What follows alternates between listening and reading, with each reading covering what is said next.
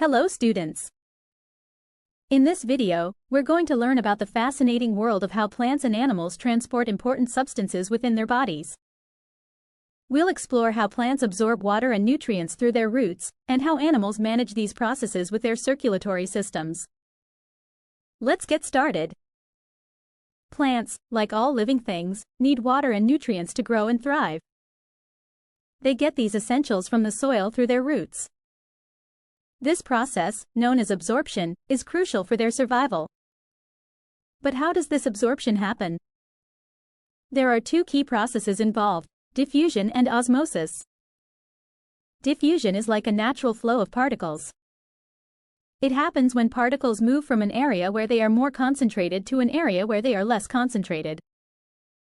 For plants, this means that minerals in the soil, which are often highly concentrated, move into the root cells where they are needed, following this gradient of concentration. Osmosis, on the other hand, involves the movement of water molecules. It occurs when water moves from an area of high concentration to an area of low concentration through a semi-permeable membrane. Roots absorb water from the soil via osmosis. The root cell membranes allow water to pass through but block other substances, ensuring that water enters the root cells where it is needed most. To enhance this absorption, roots have tiny, finger-like projections called root hairs. They sit close to soil particles, making it easier for water to move from the soil into the root hair cells. Once inside, the water continues to travel through the root cells and up into the rest of the plant in a process called the ascent of sap. After absorption, water and minerals need to be transported throughout the plant. This is where the plant's vascular tissues come into play. The vascular system consists of two types of tissues, xylem and phloem.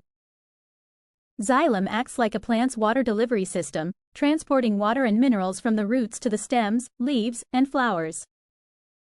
Phloem, on the other hand, is responsible for transporting the food produced by the plant, mainly sugars from the leaves to other parts of the plant, including the roots. This movement is called translocation. Unlike xylem, phloem can transport these nutrients in both directions, upwards and downwards, ensuring that all parts of the plant receive the food they need. In addition to nutrient transport, plants also undergo transpiration. This is when water evaporates from small openings in the leaves called stomata. As water vapor exits the leaves, it creates a pull that helps draw more water from the roots up through the plant. This process not only aids in nutrient transport but also helps cool the plant down. Now, let's shift our focus to animals. Like plants, animals need to transport vital substances throughout their bodies, but they do so using a circulatory system. The circulatory system is made up of the heart, blood, and blood vessels. Blood is a special fluid that carries oxygen, nutrients, and waste products around the body. It consists of plasma and three types of cells: red blood cells, white blood cells, and platelets. Red blood cells carry oxygen from the lungs to the rest of the body and give blood its red color. White blood cells help fight off diseases, while platelets assist with blood clotting. Blood travels through blood vessels, which are tube-like structures in the body. There are three main types of blood vessels: arteries, veins, and capillaries. Arteries carry oxygen-rich blood away from the heart and have thick walls to withstand high pressure. Veins return deoxygenated blood to the heart and have valves to keep the blood flowing in the right direction. Capillaries are the smallest blood vessels where the exchange of oxygen, nutrients, and waste products occurs between the blood and the body's tissues.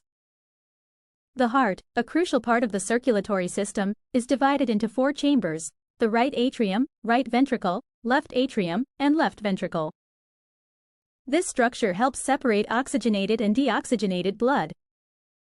Blood flows from the right atrium to the right ventricle and is then pumped to the lungs to receive oxygen. Oxygenated blood returns to the left atrium, moves to the left ventricle, and is pumped out to the rest of the body. The heart typically beats about 72 times a minute, creating a pulse that can be felt. Finally, let's talk about the excretory system, which works closely with the circulatory system to remove waste from the body. The kidneys filter waste and excess substances from the blood, which are then transported to the bladder through the ureters. The bladder stores urine until it is expelled through the urethra. Additionally, sweat glands help remove waste through sweat, which also helps cool the body. Today, we've explored how both plants and animals manage the vital processes of transportation and absorption. It's incredible to see how these systems work together to keep living beings healthy and functioning. Now, have a go at answering this question. What is the direction of water flow in xylem tissue? Think about what we've discussed and share your answer in the comments. The complete curriculum for Class 7 is available on our channel.